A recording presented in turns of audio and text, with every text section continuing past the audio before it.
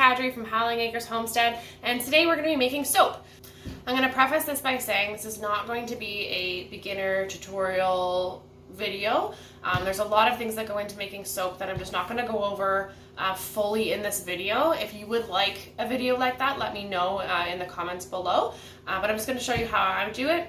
Today I'm making a cinnamon apple spice loaf. It is Danny's favorite, and we are on our last 2 bars of it, so I thought I'd make another loaf. So first and foremost, when you are making soap, you do have to take into safety precautions into account because we are working with lye, which are caustic soda, and it can be very dangerous, or it is very dangerous to your bare skin, your eyes, you're breathing it in, everything like that. So I do have my safety goggles that I wear when I'm using the lye. I also have a pair of dedicated soap making gloves. When you mix the lye into the water, you can do it in a well-ventilated room, but I just prefer to do it outside. And it does heat up when you mix it, so I like to do it outside, leave it out there to cool down before I bring it back in, and then that way I always know where it is. It's out of reach of the dogs. If you have kids in your home, it's out of reach of the children, because you always want to make sure that you're working safely. So to get started, the basics of soap making, you're taking different kinds of oils, fats, butters, things like that. If they're not liquid at room temperature, those oils you'll want to melt down, and then you want to bring them to proper soap making temperatures. That depends, some of it depends on personal preference, some of it depends on the oils you're using and the method of soap making that you're doing. So I've already gone ahead and done that, so I have my oils melted here. I've already mixed my lye water, so that's ready to go, and I've measured out my other ingredients like my colorants and my fragrance. I'm using a fragrance oil as opposed to an essential oil. You can use essential oils. I find that they don't survive the saponification process in soap very well, so you either have to use a lot of it, which is very expensive, and you're just usually just wasting it. I like fragrance oils. They're a little bit more affordable, although fragrance is still very expensive. But you also have a wider range of scents that you can choose from. Today I'm using cinnamon apple spice fragrance from Candora, and I'll go put a link to that in the description. I only got a small bottle to try this one, but it turns out it is both of our favorite fragrance that I do have so far, so I'll definitely be reordering that. So without further ado, we're going to get started. So what I'm going to be doing first is I have my oils here, and I'm going to mix the lye water into the oils, and then we're going to blend it with an immersion blender. So we'll get started with that.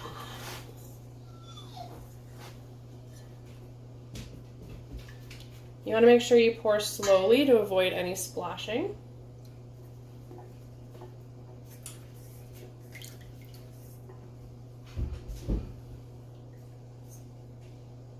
And then I just blend it a little bit with my silicone spatula.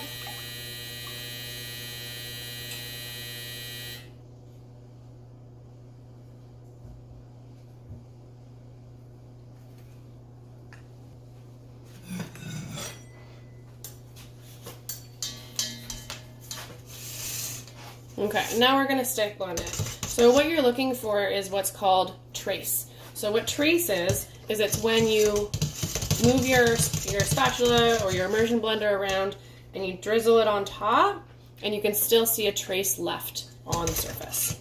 So we're going to pulse it, and then we'll just mix it.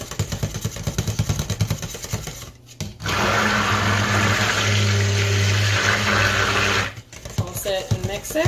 You want to make sure you keep the immersion blender head under the surface all the time so you don't have splashing.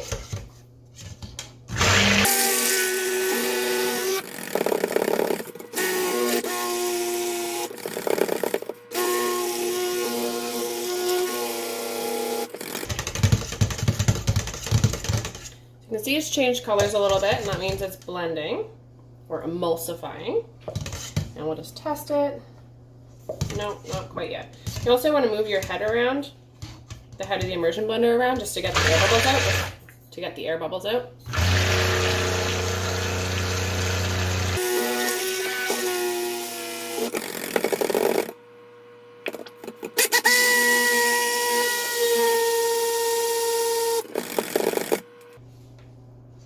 Okay, so we're at a light trace right now. I'm not sure if you can see that on the video.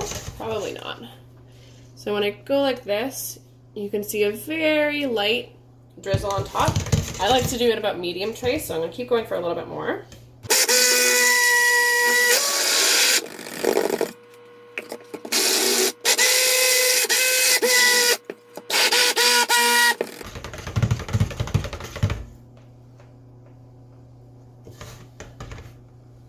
Okay, so at this point, I'm going to add my fragrance oil.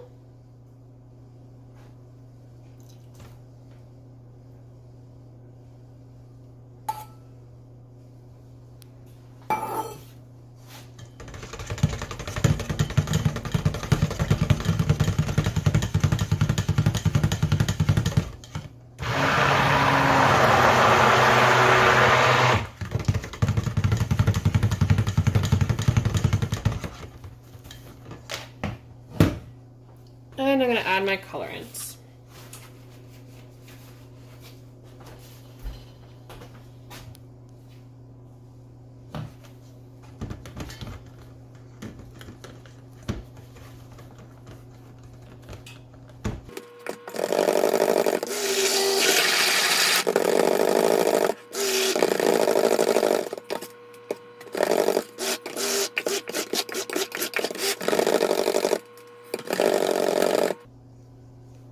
Okay, so you can probably see now when I trace it, when I drizzle it, you can see the trace on the surface. So this I would consider a medium trace. And when we pour it into our mold, I'm going to be putting a little bit of a curved design on top. So I'd like it to actually be a little bit thicker than this so that it holds.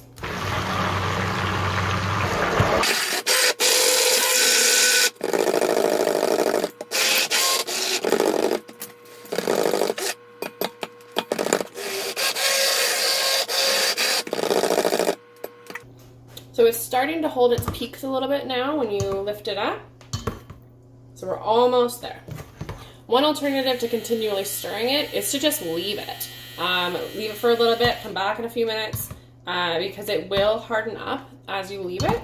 Soaping is all about timing and temperatures. So what we've got here is almost good. So I'm not gonna leave it, I'm just gonna keep going and we'll get there soon.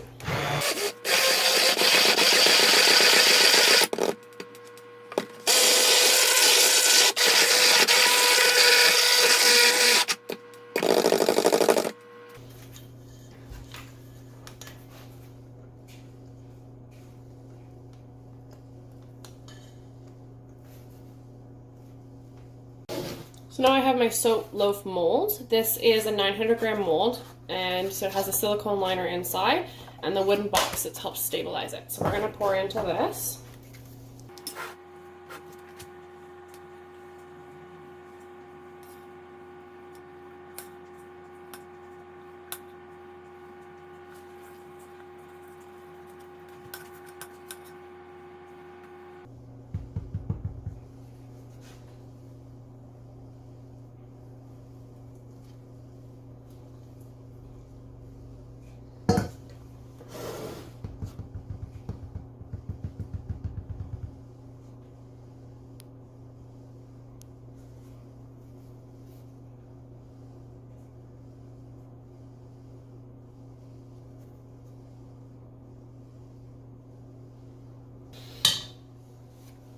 Alright, so the next thing that I'm going to do is I'm just going to, you want to get all of the air bubbles that are potentially in there out.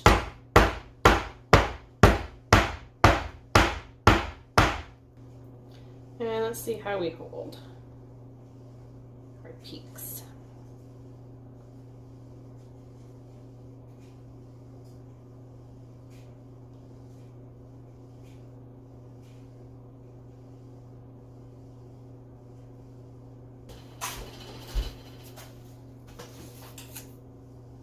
And then the last thing that I want to do on this one is I just have some cinnamon apple spice tea, some herbal tea, and just going to sprinkle that on top.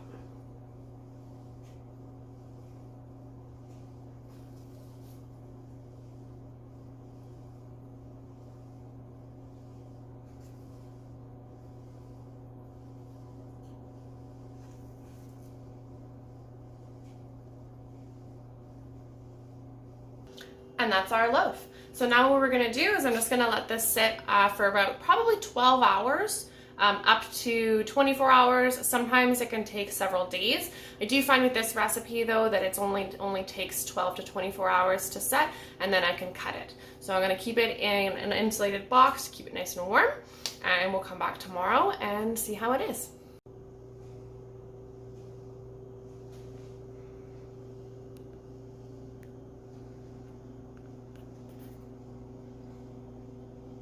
Our soap is ready to be unmolded. When I went to go take a look at it, I did notice that the top actually has some soda ash on the top. So it's not ideal. It's nothing wrong with the soap. It's perfectly fine to use. It's just not aesthetically pleasing. And it can happen for a couple of reasons. So I do a water discount in my recipe anyways, and that helps with the soda ash. But soda ash is just when unsaponified lye comes in contact with carbon dioxide in the air.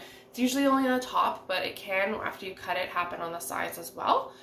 I do have it on this loaf, and I will show you. Like I said before, I was going to keep the loaf warm while it's solidified before I cut it. Now, this is the first loaf that I've made in this house, and normally what I would do at the other house is I have a box that I put over top of it, and then I cover that box in old towels, and that way it helps keep it warm and insulated a little bit. This time I put it in a cupboard in the bathroom downstairs because the bathroom here is pretty warm, but I guess it wasn't warm enough. So when it's a little too cold as well, that can create the soda ash on top. So I'll show you what I mean, and yeah, I'll show you what I mean. So this is our loaf here. It's still in the mold. If you take a look at the top, you can see the white marks. That's soda ash. So like I said, there's nothing wrong with it. You can still use the soap. It just doesn't look as nice. So I'll take it out. So I have 2 holes in the bottom that help get it out. So you can just poke it out.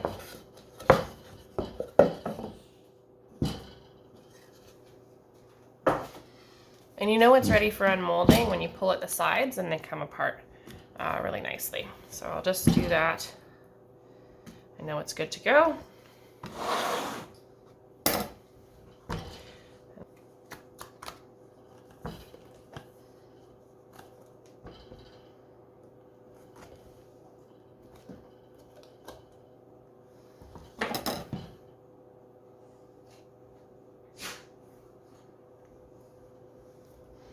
So here we have our loaf.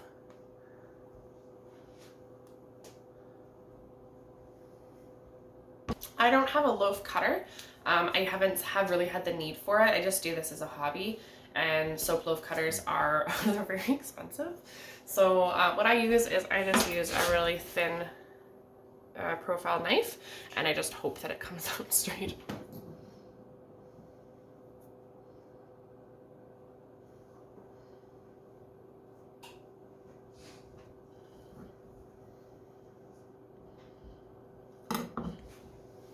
And there we have a bar. Now, if I measured my bars with an actual ruler, probably get them to be a little bit similar size. As you can see, they're slightly different, but like I said, they're for personal use and gifts. It's just a hobby at this time. And so what I'll do now, you can't use these soaps right away. Cold processed soaps, you need to let them cure for 4 to 6 weeks, depending on the recipe. Some of them can take up to a year if you're using like just olive oil or Bastille soap. But these ones take 4 to 6 weeks. Usually I do 4 and then I'll test it and see. I have really sensitive skin, so I know if it's not good for me, it's not good for somebody else. But 4 weeks has been pretty good. If you want to test your own soaps, what you can do is you take a bar and weigh it now, and then you can weigh it periodically after that. When it stops losing weight, that's when you know that it is fully cured and it's good to be used. So what I'll do now is I'm just going to put these bars up in my where I leave them to cure, and I make a note of what bar it is and the date I made it and when it's ready, and that way I don't get any mix-ups. So that's it. So lastly, I just wanted to ask you guys what sort of videos you're looking for. I've just kind of been doing videos of stuff that we've been doing around the house and around the property in the last couple weeks. In the summer and the spring, once we're able to do more outside, there'll be more videos of building, when we build our fence and our chicken coop. And once we get our livestock, there'll be lots of livestock videos and cute animals. stuff like that. Gardening, lots of gardening videos. For now, I'm just kind of doing things around the house in the winter time like we would. But let me know, what kind of stuff do you guys want to see? Do you want to see more of the dogs? Do you want to see more cooking videos? Do you want to see more something like a day in the life? Let me know what you want to see. Let me know in the comments below. And other than that, thank you for joining us again at Howling Acres Homestead, and we'll see you next time.